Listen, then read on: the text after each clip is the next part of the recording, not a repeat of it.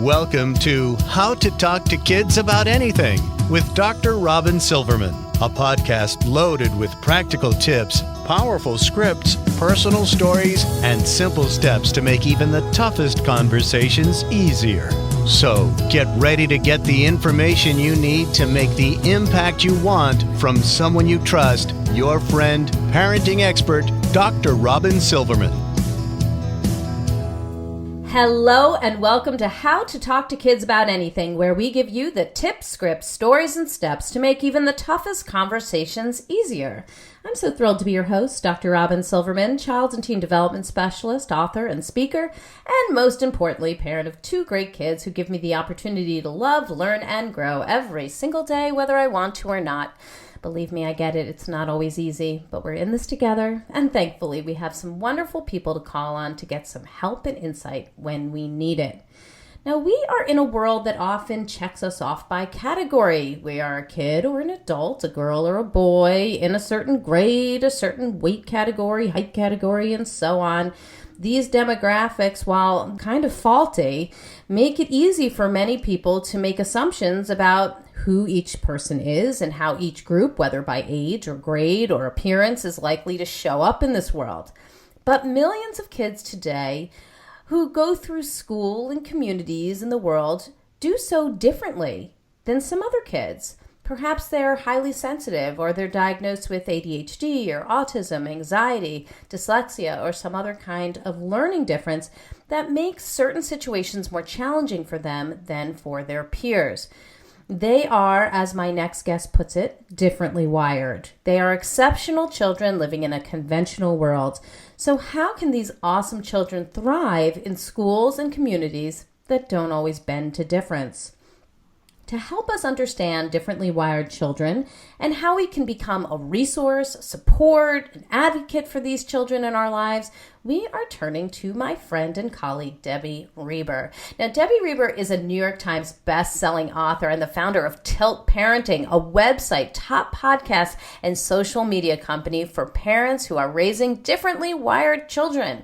Her next book, Differently Wired, Raising an Exceptional Child in a Conventional World, comes out in June 2018, and I couldn't be more excited for it. She currently lives with her son and husband in the Netherlands. Check her out at www.tiltparenting.com. We are so excited to have you. Welcome, Debbie, to the show. Thank you so much. I'm really excited to be here today. Well, I'm thrilled. It was exciting to be on your podcast, and I'm thrilled to have you on mine to talk about this very important topic. But before we delve in, I'd love for people to hear from you. What gets you up in the morning, and what sort of brought you to this amazing work on differently wired children? Well, the short answer of what gets me up in the morning is my differently wired 13-year-old son, Asher. And he is also the answer to the second question. Mm-hmm. You know, I used to, Robyn, when we met, I was working in the teen girl advocacy space and really involved in empowering and teen girls and writing self-help books for them. And then I had this kid, a son, and as I started parenting him, realized that this was not going to be kind of a traditional, typical parenting path. And with every passing year, we got more and more information that he was moving through the world in a different way. And the traditional school approaches and, you know, these rites of passage that my friends' kids were going through were not happening the same way for me and for our family. And so I realized that, you know, I'm part of we're a minority, but there's a lot of us. You know, we're everywhere raising these kids who are differently wired, and it's really difficult to get resources and information and even just emotionally navigate this journey. And so I decided I wanted to do something about it, which is why I created Tilt Parenting to support parents like me. So important, and I love the work you're doing. I can't imagine that anybody listening to this podcast, whether a parent or an educator or a coach, doesn't have someone in their family or knows somebody quite well or have somebody in their classroom that is differently wired. So I want to start there. right where your title is, because I love the title of your podcast and I love the title of your book. Some of us have been exposed to the term neurodiverse, but really, what do the two terms differently wired or neurodiverse mean to you? And what makes it so you used it for the title of your book?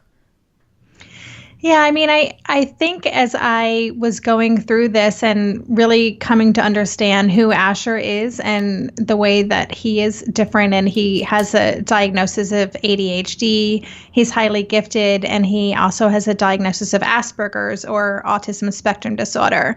And I really started just looking at all of these kids who are moving through the world with multiple diagnoses. And in my, what I saw was that separating kids into different diagnostic buckets, didn't necessarily help our kids. It kind of kept them separate. It kept the parents separate, when really we're all kind of dealing with the same failings of the educational system, or, we're all struggling to get insurance to cover occupational therapy. We're all kind of in this together. And so much of the terminology and language around neurodiversity is negative. It has stigma attached to it. And so as I was thinking about tilt parenting and how I wanted this to kind of be a more positive experience, and really just from the get-go help parents feel optimistic and empowered if their child is neurodiverse, rather than feeling like this is a burden that we have to bear, or this is something, really negative happening to our family. I wanted to reframe it. And my son Asher helped me in that, decision. I would run names by him and he would say, nope, negative connotation, Yep. And so I really just wanted to turn things on its head. And I believe so deeply that different is not bad. Neurodiverse, it's a difference. It's not a deficit. There's nothing broken here that needs to be fixed. I love what you just said there. And I just want to underscore that and add that, we interviewed Gail Saltz, who did a book called The Power of Different. And you and I have talked about that a bit, but that she talks about how their gifts are hidden in these diagnoses so much of the time.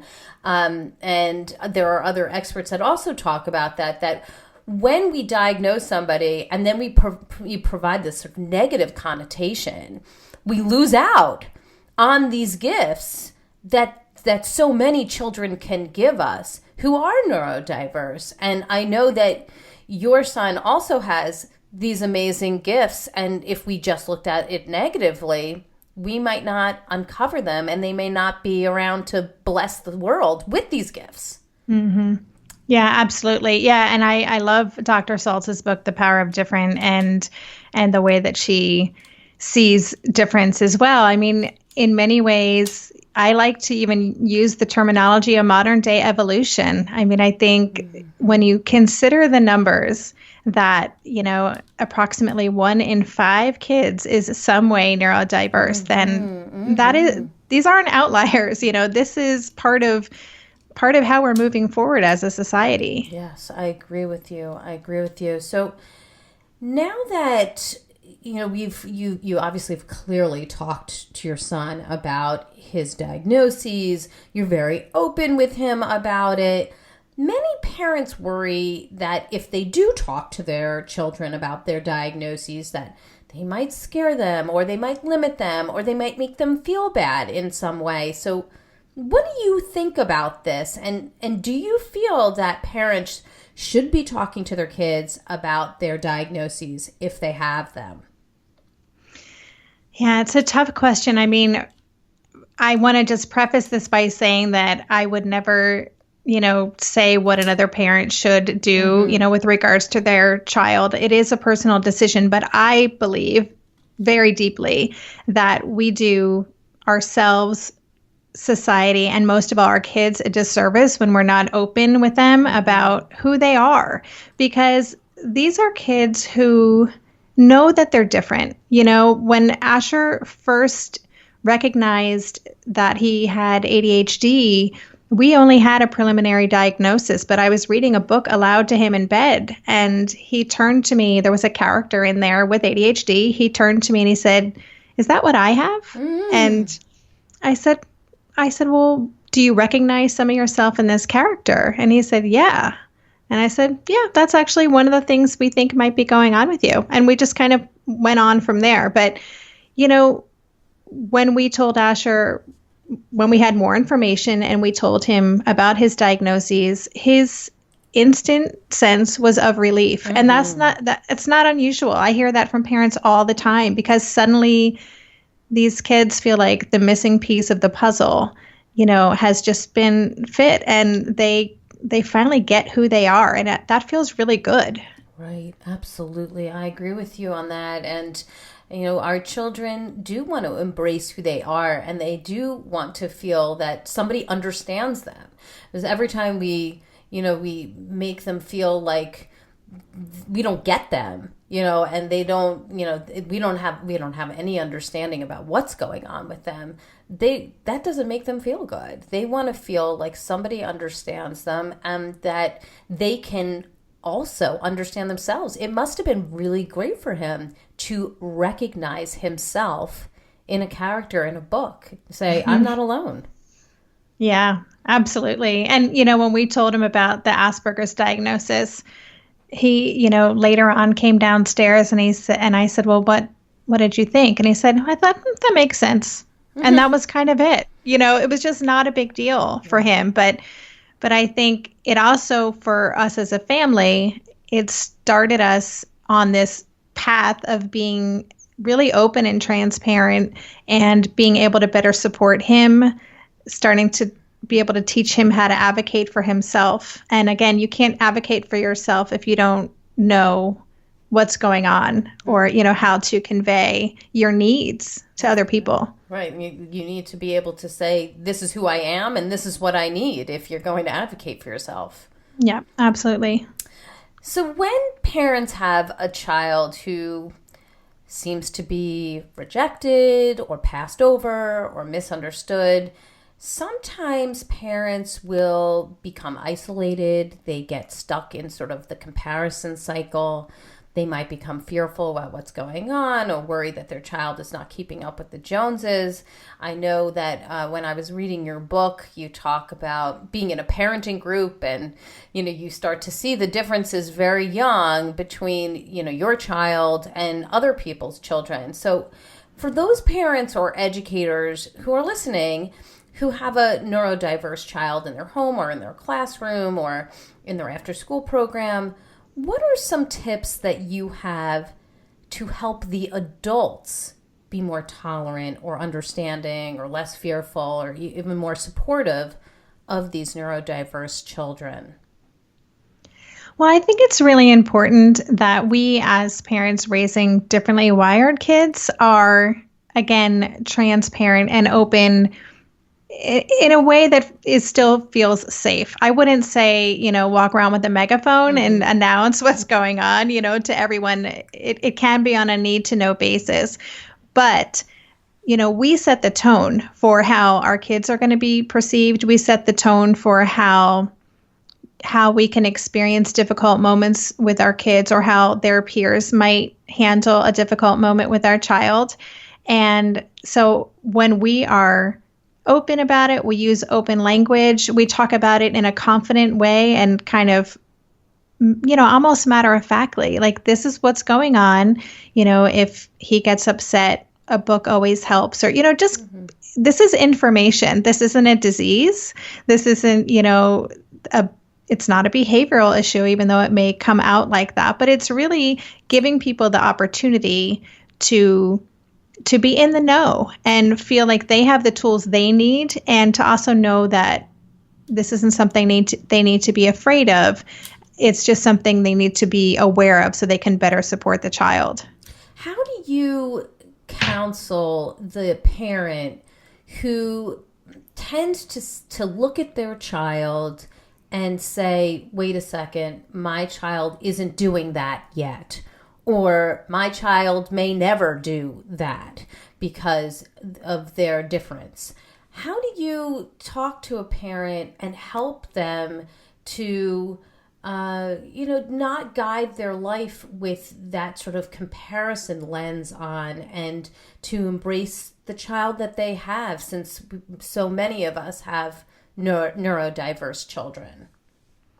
Yeah, I like to, think of the phrase compare and despair, because that's something I think, it's human nature to compare in many ways. And so I think there's a couple of pieces to that. One is to, first of all, recognize when you're doing it and don't beat yourself up about it, right. Because, we can be so tough on ourselves, and it is normal. It's just something we need to be aware of when we're doing it. But I like to talk about this idea of timelines, and just recognizing that, not just neurodiverse kids, all kids are on their own timelines. And there really there's no way to do this. There's no one way that this needs to look. And I think it's so important for us to just know that when our kids feel confident in who they are, they feel secure, which is really our job as their parents to help them feel secure in who they are and not push them to do things when they're not ready. It will come together for them. It may not be when our neighbor's kid, does the same thing, but it will happen. And so it's really just reminding ourselves that our kids are on their own timeline, but their future is not written. There's no real limit to what our kids can do, and try to stop that compare and despair cycle when we notice it happening. Right, because once we start comparing, there's really no winner there. It tends to have an impact on us, but it also can have a profoundly negative impact on our kids, because they feel like they can't measure up. Yeah, they know. I mean, they're aware already of their, quote unquote, shortcomings. Many of these kids are super sensitive. Many of these kids are highly perfectionistic, and they are pretty tuned in to, where they're lagging in comparison with their peers, be it in athletics or in academics or in social situations. And so if that's something they're already grappling with, if they're feeling any sort of pressure or disappointment, or even just our energy around something, they will feel that. So it's creating that safe and secure place, letting them, giving them opportunities to try things in a way that feels safe, and that they know we've got their back, and they'll do it when they're ready. Mm-hmm. So important to put high beams on that they'll do it when they're ready, and that the timeline may be different for your child than for another child, but that doesn't make your timeline bad. Yeah, not at all. I wrote about this in my book, but I live in Amsterdam now. This is a city where kids are biking to school when they're like 3. I mean, it's ridiculous. These kids are on 2 wheels and biking all over the city.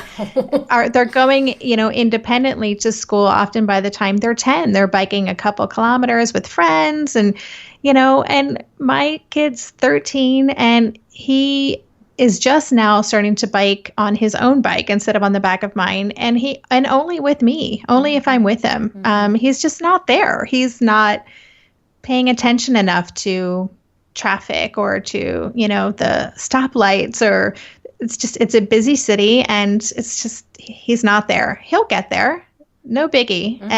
And just in the past year, to see his growth and now him choosing to be on his bike, it's amazing. And he feels so proud of himself because he's ready for it, Yeah, you have such a great attitude about it, and it's something to look towards as a parent, that you don't need to compare anybody to anybody else. And he's actually showing a great progress within himself.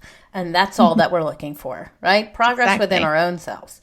Yeah, I love that. So I know that, when we're coming to this type of podcast, we're always looking for really great scripts. I know that you're really on board with that as well. We have educators and coaches and parents listening in. And if you could imagine for us having a child in front of you who is differently wired, could you tell us What words could you say, or how can we talk to kids about their neuro differences so that they can feel good about who they are? They can feel empowered to advocate for themselves and can help to change the stigmas that often follow them around. Yeah, I think the first thing I would say, just in terms of bigger picture strategy, is talk to our kids about concepts like brain science. When they can understand that this is a neuro difference, and most kids are natural learners. They're curious about this stuff, and what could be more interesting than brain science, right? And so looping them in pretty early on, and when they're really young, I think it's important to talk about everyone's working on things. Yes, I say that all the time. That is my number one thing to say to my kids. Everybody's working on something. Absolutely. And I think that is just such a great place to start, because often these kids, they might be going to occupational therapy from a pretty young age, and they at a certain point are going to realize, well, why isn't, Joey going to OT? Where's his therapist? It's like, Sure. Well, I think it's important to, bring it into your family. If you have other children, this is something that I'm really working on right now. I struggle with this. It's, and this is something that doesn't come as naturally to you, but that's why we're getting you some extra support around this. And it's also part of what makes you uniquely who you are. So it's a gift, but it also means that there are some skills that you're going to want to work on a little bit that will, I talk about the future a lot, especially with older kids. While you are perfectly fine and amazing as you are, there's nothing wrong with you. There are certain things that I know you'll want to do in the future. And if you're able to master some of these other skills, it's going to make it easier for you to reach those goals in the future. So, with older kids, having that kind of dialogue where you're just letting them know, this is the world we live in, and these things can be a barrier to you getting what you want. And if we can work on those skills, it's going to be a lot easier for you to reach your goals. Yeah, really important. And, this is something that they have to deal with, any child has to deal with when it comes to a stigma that might follow them. This one's short, this one's very tall, this one's a girl who's playing baseball, and my child who... We adopted my kids, so she knows she needs to know how, and he needs to know how to talk about that when people say something, have questions about it, but also, wrong information. So what about the stigmas that follow a child who's neurodiverse? If somebody is saying something to them in a negative way, whether it's in a school-related situation or a community-based situation, what can we say to our children that can help them react in a positive way and help them to know what to say in that circumstance? Yeah, unfortunately, it's kind of a heartbreaking thing. I think most of us as parents go through when we realize that we need to kind of break the news to our kids that because of the way that they're wired, they are, there are going to be times in their lives where they may be perceived differently or as less than, or not treated the same, or even made fun of or bullied, and all of those things. So it's a really difficult thing. I think, for kids who can feel confident in who they are, and this goes back to, letting them in on what's happening from an early age and helping them talk about and recognize the gifts that come with their diagnoses and who they are, so they feel empowered to speak up for who they are. They have the information, with Asher, he knows statistics, right, about ADHD and his other differences. So when he was at camp, for example, this past summer, and another kid who just had ADD as opposed to ADHD, said, well, ADD is not as bad as ADHD, and kind of was giving Asher a hard time. He was able to say, well, actually, and he, he gave some statistics, he gave information, and it was just very kind of matter of fact. I think the more information our kids can have, and also just being aware that, there are going to be people that they encounter in everyday life who are not going to get them or appreciate them. And that happens to everyone. Mm-hmm. And that's okay. We'll just find our people. No kidding. I like that. We'll just find our people. That should be, maybe that's your next book. I like that. So let's flip this a bit. We have many parents and educators who have neurotypical children in their families, in their classrooms, in their after-school programs. So what about those kids who are neurotypical? Is it okay to talk to them about neuro differences in their peers or their friends or their siblings? I think absolutely. I really believe that this is where so much work can be done in fostering a generation where we can kind of reduce the stigma and where neurotypical peers can be true allies. Because, what we know about kids is that when they're younger, they just see difference as difference, right? They don't rank it or, sure.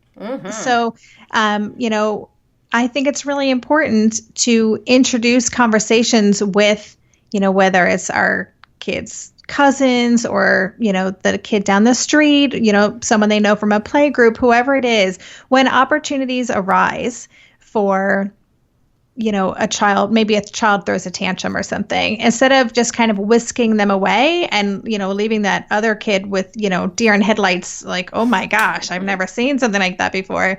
I think it's really important to talk with them about it. Maybe not in that moment, but you know what? That was kind of a big reaction, wasn't it? Did you notice that? Yeah, I did too. I've had many of these conversations, by the way. Please keep going. We want to hear it. And, just, and just telling the child, just so you know, this wasn't something that you did and, you're not responsible for this, but, my son really struggles when he perceives something to be unfair. And that means that sometimes competition, even though you guys were playing a friendly game, it went in a way he wasn't expecting. And that's really hard for him to deal with. He does not have the ability the way you do to lose gracefully yet, but we're working on it. And, so kind of just talking about things in that way. This is something that's going on and he's working on it. And, I really appreciate you being such a good friend and sitting here waiting for him while he's doing this. And you know what? Give him a few minutes and he'll be back and he won't even remember it happened. When kids, again, I've had that conversation with Asher's, best friend from when he was 4. They're still best friends. He has a sleepover at his house in 2 weeks in Seattle. He grew up, seeing all kinds of behavior from Asher, but we always were very open about it. We explained what was going on. I also check in with the neurotypical kid. Are you feeling uncomfortable right now? Would you like to end the play date now? Do you want to just hang out with me? We could finish the game while he calms down, but having that open communication, normalizing it, letting them know it's okay. This is part of who he is, and it's not about you. Don't take it personally, and empathizing that the other child might be, a little freaked out depending on the behavior they've seen.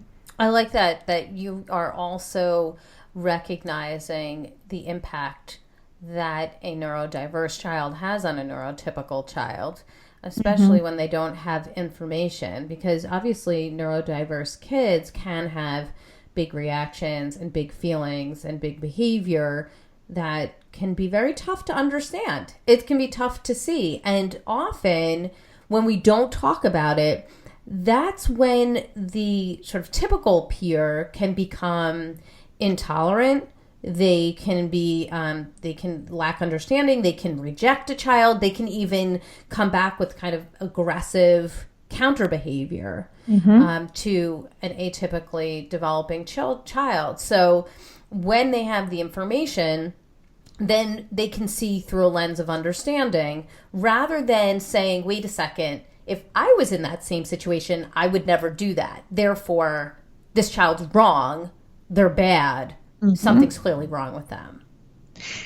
You're absolutely right. And, in a school setting in particular, and I'll just share a quick story with you. In one of Asher's 3 schools he was in between kindergarten and 2nd grade, he was really struggling with a lot of just kind of classroom etiquette, group projects or not blurting out, or if something went the way he wasn't expecting, he would explode. And, I know his explosions, they were loud and intense and sometimes scary.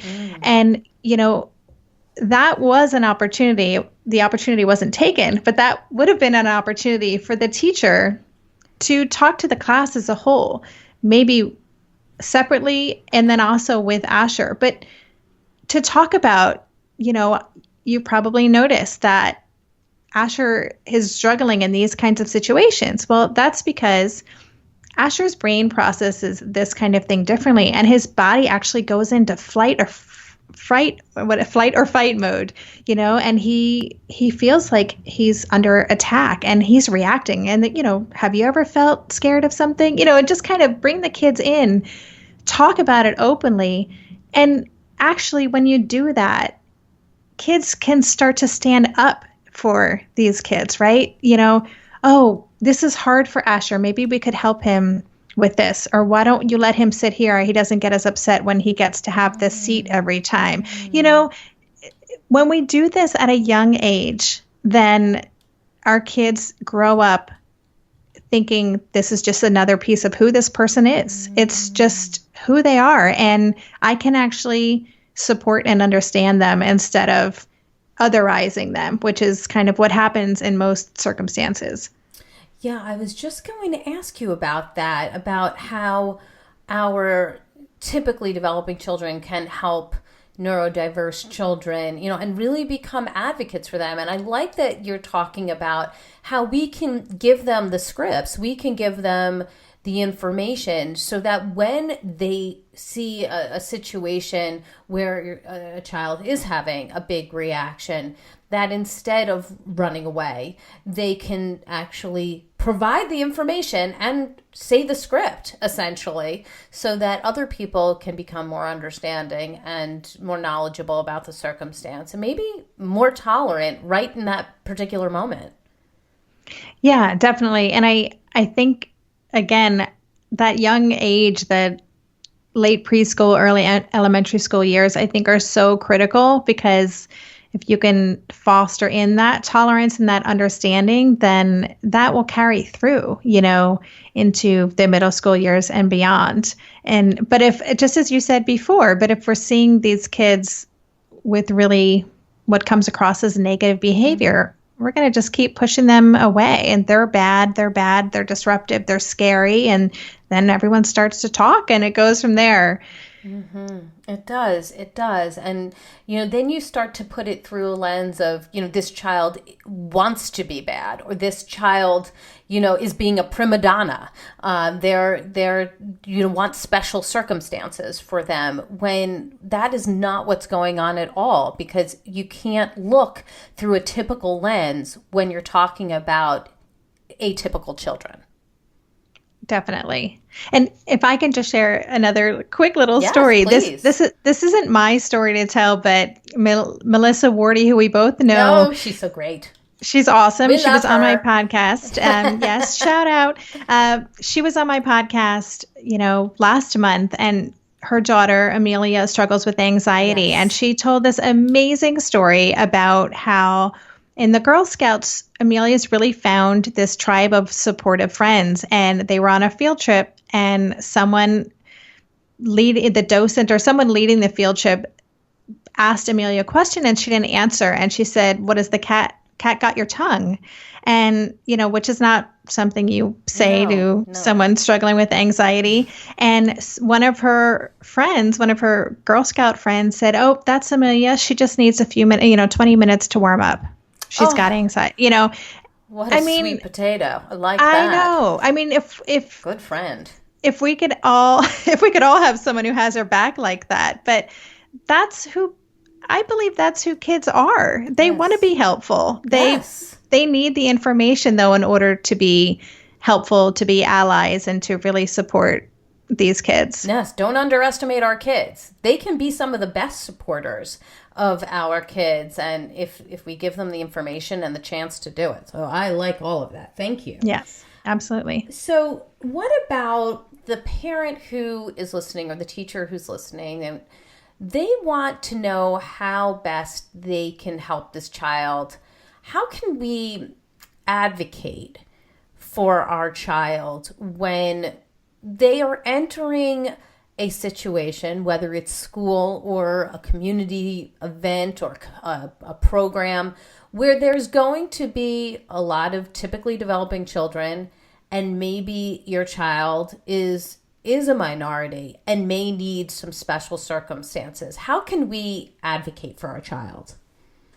Well, I think it's important to prepare people ahead of time as much as you can. And I learned this lesson the hard way, and I won't go into detail, but let's just say that I wasn't always upfront because I was afraid maybe they wouldn't accept Asher into their program. Sure. So, but really that's doing everyone involved a great disservice. And so giving people the information up front, I tend to call people ahead of time, if it's like a camp or an extracurricular activity or a gymnastics class or whatever, and making sure that the people working with our kids know what's up. They know the situations that could be challenging for a child. And most of all, they know how to support our child in case of a situation where they get triggered. And, so with Asher, for example, reading is something that really regulates him. Mm-hmm. And any camp, I used to send him to a ton of different summer camps during the summer in the States, just day camps. But I made sure he always had several books in his backpack. And I made sure the counselors knew if there's a problem, give him a book, give him some space, and he'll get himself together. And, if I hadn't told them what was going on, then they would have been deer in headlights if Asher got triggered by something, and would have been bad for everybody involved. Mm-hmm, mm-hmm. So if you know something that's going to help your child in these types of situations, make sure that you relay them to the people who are going to be with your child so that they have the tools ready and they also have the understanding of what to do when your child's triggered.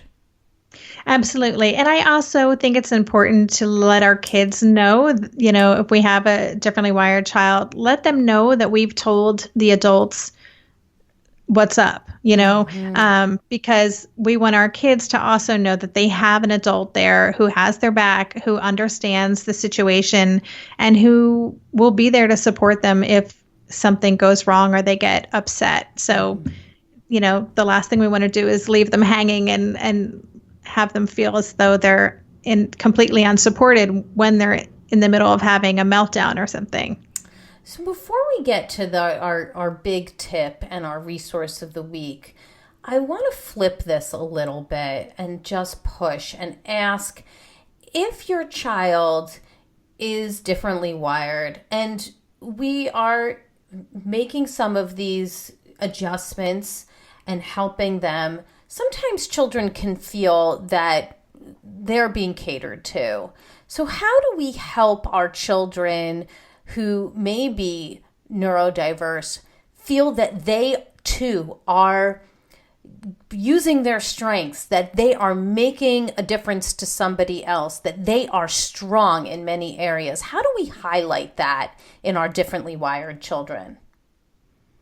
I think it's so important to notice all the bright spots, to as often as possible find them doing things that are interesting, that are unique, that are different, from their peers. Because as you said earlier, all of these kids come with really unique gifts, and they can feel that they're missing out or that, they're getting passed over, or they just don't maybe have what it takes, in the same way that their friends do. So, just calling things out, not in a a kind of empty way. But really having those, wow, I really noticed that you made a really good choice there. I noticed that you were really sensitive to how, your friend was feeling in this situation.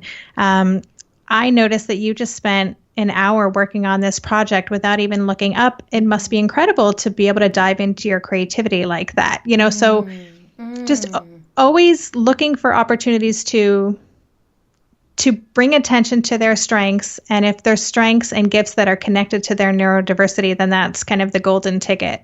I love that. And just want to spotlight something you said in the very beginning of that paragraph, which was that you don't want it to be empty. This is not empty praise. This is not good job. This is specific to your child and hopefully specific to their special gifts so that it is incredibly meaningful to them and that they can take what you're saying about how they're practicing trombone or doing that art project or reading that book, and they can generalize it to some other things that they're doing along the way, even when you're not there. Yeah. And also, just emotionally too, a lot of these kids are highly sensitive. They feel things very deeply and they can get overwhelmed easily. Sure. And, there's a lot of conversations to be had in there, of empathy and compassion as they're experiencing those big feelings. And at the same time, we can say, it can be really challenging to feel so much. And it's also gives you the potential to live such an incredibly full life. When you feel so much, the possibilities for feeling and experiencing kind of the most incredible things in life, they're there for you. So, it comes with pros and cons, but it's really fantastic that you can feel things this deeply. Yes, that is really important. And I like that we're not only highlighting their strengths, but we're also looking at potential weaknesses or something that may be viewed as a potential weakness and also seeing the strength in that. Yeah, there's strengths in everything. Yeah, there are strengths in everything, and that is an important takeaway. But I want to hear your one big tip. I want to know, out of everything that you've said, or maybe that you haven't said, what is the biggest takeaway that you would hope parents or educators or coaches would take from this podcast episode? Oh, goodness. I would say that, my biggest dream is that people stop looking at difference as a deficit and know that, again, this isn't an epidemic. These aren't children who are broken. It's not a disease. Being neurodiverse, it is a fascinating thing. These kids are the change makers of the future. They are creative problem solvers. They are passionate. They're incredible humans. And I think we're all responsible for helping them reach their potential. So, if parents, every parent, whether you're raising a neurotypical or an atypical child, just kind of check in with yourself about your assumptions about neurodiversity, get clear on where you might be drawing assumptions or, your own belief system might carry some stigma with it, and start to notice those things and question those beliefs, because when we do that, we can really change how these kids move through the world. Yeah, such progress in our own brains when we challenge our past thoughts. So I really appreciate what you're saying there. Give us the resource of the week. Where can people go to learn more about you and your podcast, your book that's coming out, all the good information that you'd want people to know? Well, my website is tiltparenting.com, and that's where I host the podcast. It's also the Tilt Parenting Podcast. I'm coming up on 100 episodes, which is mind-blowing to me. Wow. And congratulations. I know. Thank you. I have to have a little party. Yes, partay. So all the episodes are there. I also have some blogs on there, and I have a 7-day Differently Wired challenge for parents who want to introduce some quick tips into their life for 7 days that will help them shift their thinking or in action that will change their experience with their differently wired kid.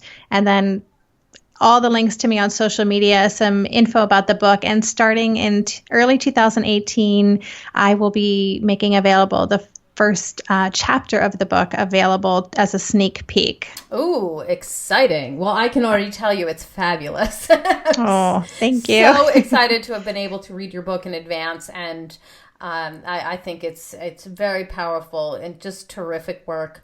I love what you've said on this podcast about all the gifts that children have, whether they're atypical or typical. And I also really like the piece on how we can script for our children, how to advocate for themselves, but also how typically developing children can also be great resources and advocates for our neurodiverse kids. So thank you so much for all of that today.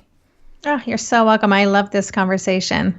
I do too. You are very wonderful to speak with. We're going to do this again, definitely, when your book comes out. I'm so excited about it already. Me too. Thank you. You're welcome. Well, I've got my takeaways, and sweet friends, I know you have yours. Let's discuss them. Come up on Facebook. Go to facebook.com/Dr. Robyn Silverman, or let's chat about it at drrobynsilverman.com or twitter.com/Dr. Robyn.